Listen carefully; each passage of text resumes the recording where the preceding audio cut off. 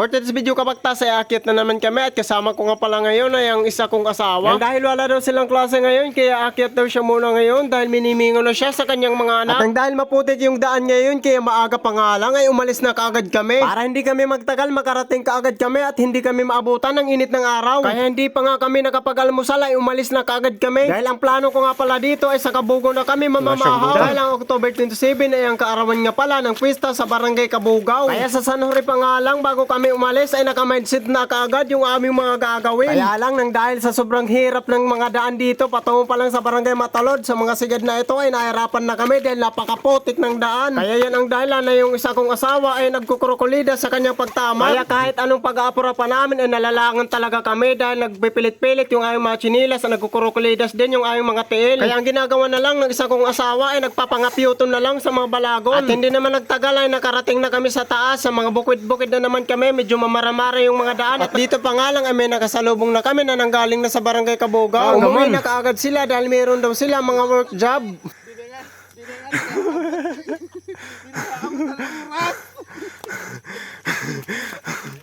Punta waray lang na trabaho.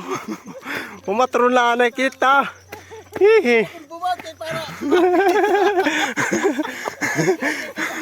Ah, butay ka lang ba no?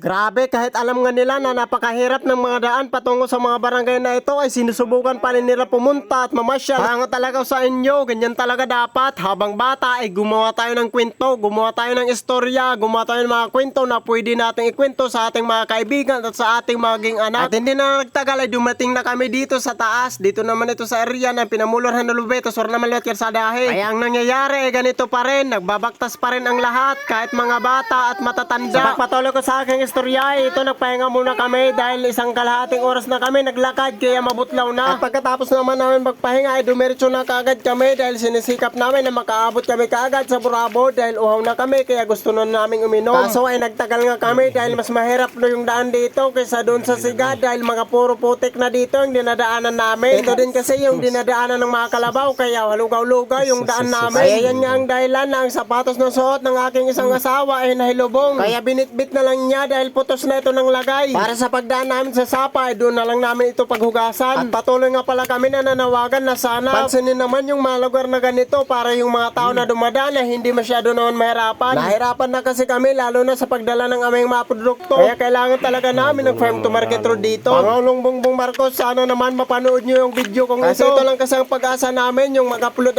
ang video para makita ng mga malaking tao na pwedeng makatulong sa sitwasyon namin na ganito. Kaya para rin sa mga follower na mahilig mag-share ng mga video ko, maraming salamat sa inyo. Sana nga patuloy natin i-share yung mga video na ganito. Huwag lang tayo mawawalan ng pag-asa kasi darating din yung panahon na mapapansin tayo dito. Basta ang sinasabi ko lang sa inyo na magtulungan lang tayo. Sa pagpatuloy ko sa aking istorya ay ito, nakarating na kami sa Barangay Kabugaw. At pagdaan naman namin dito sa simbahan ay nagsisimula pa nga lang yung misa nila. Kaya sinilip muna namin. At pagkatapos naman namin mga doon sa dumiretso na kami sa Barangay Hulnira. At habang nagpipinasangin naman kami na nagpapahinga ay tinawag na kami kaagad para kumain. Kaya kumain na kami. Shoutout nga pala sa boarding family. Barangay Kabugaw.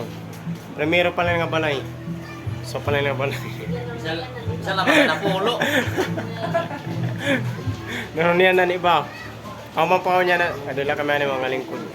At habang kumakain naman kami, hindi pa nga kami natatapos, ay pinutsan na kami kaagad na dadalhin daw namin na sura. Maraming salamat sa inyo sa paputos. Isang sen ito na buinas talaga tayo dahil sa unang bahay pa lang ay pinutsan na kaagad tayo. At pagkatapos naman namin kumain dito ay pumunta na kami kaagad sa bahay nila Sir Pare Alvin Bulido. At habang napapakupos-kupos naman kami ng aming tiyan ay ito, nakita nga namin na dumaan ng lechon na napakalaki. Magkukudli sana ako kaya lang baka pagtultugin tayo. At habang nagtatambay naman kami dito ay ito, nakasabay ko nga mamatro itong mga solid follower ko na ng mga taga-barangay Ilo, Santa Margarita, Samar. Kaya nagsabay-sabay na kami kumain. At nang dahil first batch tayo, kaya napakarami nga ng tao na nakasabay ko. Kaya kinuhanan natin dahil talagsala ito, kaya dapat may mga ebidensya tayo. At itong isang nga, anak ito ng barangay captain sa barangay Kabugaw, pero andito. At shoutout niya rin pala kay Father. Ito rin, nakasabay natin si Father Raul. At nang dahil natapos na ako pumila, kaya ito, kumain na tayo.